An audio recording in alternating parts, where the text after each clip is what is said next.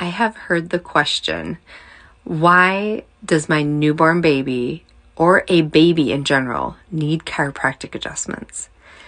And I love responding to this because this is what we do at Roots Holistic Health. Babies and newborns need chiropractic care because they have been scrunched up in an entirely different environment for 9 months. And now they enter this new world needing to know how to do all of these things like breathing, and their little bodies need time to adapt. Chiropractic care for pediatric patients looks so different than chiropractic care for adults.